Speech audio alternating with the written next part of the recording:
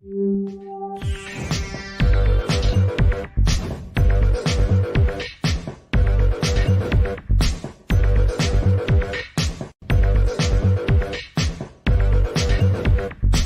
everybody, welcome to the show. You know where you are, the 9 at 9 with me, Tigo. And I wanted to bring something special since, Veterans Day just passed a few days ago. And I'm a veteran. We're a Navy house. Everybody's associated with the Navy in my house. But the lady that's on our show today was not the Navy. We'll forgive her for that. But she is in the National Guard and the Army National Guard. She's going to correct me. And recently we honored her at the Now Honors as our SHero of 2022. So I thought, why not bring her on? I mean, it's Veterans Month. She's in the military. She can add a little information, share a little information, and we can have a little fun. So today, Michelle Ochoa-Kulukuluaulani is here, and we're going to have some fun and talk to her about what's it like to be First Sergeant in the Army National Guard. So sit right there. We'll be right back.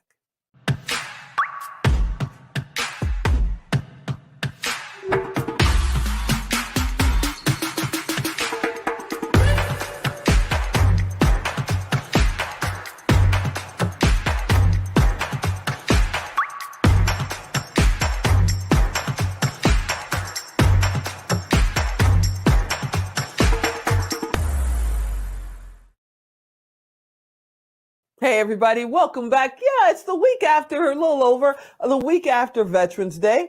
I can't think of a better way to kick off, our Veterans Month than inviting in somebody who's active duty and find out exactly what's going on now in the Army National Guards. So I invited our SHero of the Year. Michelle is here. Hey, Michelle, what's up? Hey, Tigo, how are you? I am good. How are you? Thank you again for, letting us honor you as our SHero of the Year. That was so much fun. Of course, that was such an amazing honor to me, and I couldn't really believe that I still got that award. But no, thank you. Well, I mean, it was a piece of paper. No, I'm kidding. It was an actual award. I mean, we were pretty proud of that thing. I think it's awesome. It was heavy. It was 8.5 pounds. Yeah. I get that all the time. Blunt object and 8.5 pounds. But hey, what else you gonna do when you want to give somebody an eternal flame? It's gotta, look like a flame. But anyway, you are currently active duty, in the Army National Guard, First Sergeant, correct, right? Yes. What made you join in the first place? I mean, I see you on social media. You've got so many medals and you're a small stature, you got so many medals. I wonder who's holding you up. So what made you decide to join the military in the first place? Well, I decided to join during 9/11. Wow. Actually, the day it happened, that's when I decided I'm going to do this. I have to do this. It's kind of like my calling. Backstory about me, I wasn't an American citizen back in the day. Okay. Myself and my family, we came from the Philippines, and we were out here. I was a lawful permanent resident at the time, but I considered America as my home because this is where I grew up, pretty much is all I knew. And when 9/11 happened, I saw the impact that it made with my family, my friends, their family, their friends.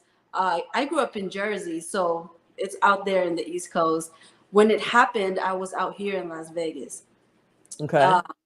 And so when I walked through that door in my JROTC class, there was that screen, the little rolling screen that we used to have back in school.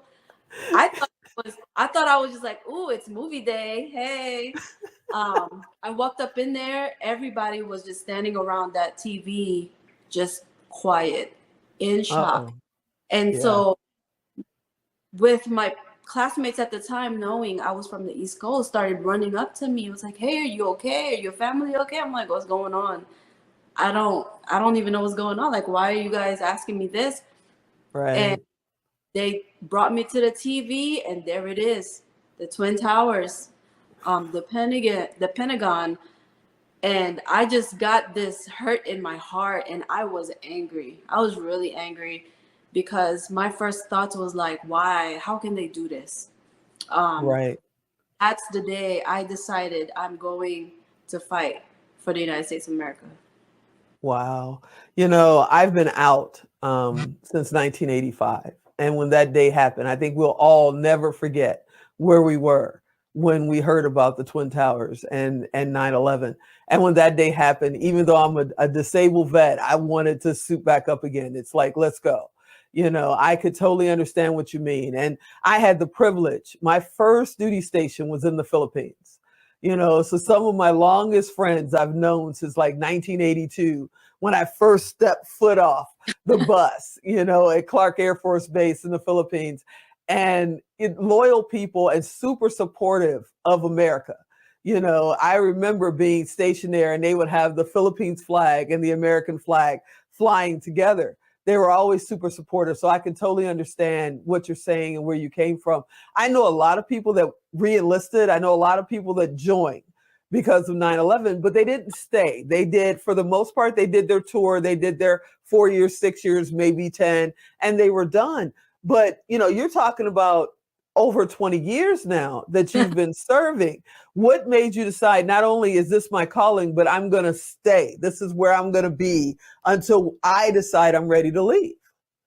Yeah, well, I saw the impact that it gave me. It gave me that foundation to my future, and I just love it. I love being here. This is where I belong.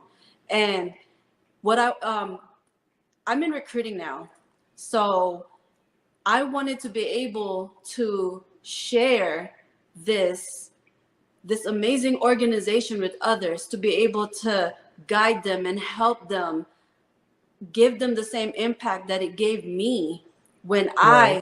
I started, when I first started to join. Because honestly, I didn't know how long I was going to be here. But as years go by, the more I fell in love with the organization and Wow. with the people, just the benefits, the family mentality in it is just having a second family to your original family, and nobody can beat that. Somebody's watching right now. They're going, oh, she's a recruiter. So she's never seen active duty. She sits behind a desk. Of course she loves it. There's no bullets flying over her head. What do you have to say to that? Well, it doesn't matter what branch or component of the military that you have. I tell people all the time, you are a soldier first. All right, especially with the Army. I've been deployed. I've been in Mm-hmm. the Army National Guard all my life, but I've been deployed 4 times. I deployed 3 times Wow. to Iraq, once in Kosovo. I was even a Mark 9 Wow. gunner in one of my tours. Um, so that's a little myth that they have, oh, you're National Guard, you're not going anywhere. Yeah, you're soldier first. You go where you are needed, because Yeah. we are going to give you the proper tools and training to be able to do your job, right? Um, Mm-hmm. it doesn't matter what you're coming in the service for. It could be tradition, education, honor, uh, money, whatever it is. All in all, Yeah, solid foundation. Yeah, yeah, totally. it all comes down to that one purpose, is to serve, right? You're the soldier, you're serving. And so don't think you are incapable of anything, because don't be scared to go to the other side of the door, because you don't know your capabilities until you actually try it. So I would Wow. say, Wow. See, Alan's cheating because I just saw the 2-minute warning and there's no way that it's time for that 2-minute warning. But I got to get to the fact that you recently got married. mhm. Okay. And you're a member of the LGBTQ society or community, I should say. And, are they kicking you out? Are they accepting you? What's going on in the military? Because in my day, it wasn't don't ask, don't tell. It was just don't. Okay, well, yes, I just recently got married. Growing up in the military, I went through the whole don't ask, don't tell.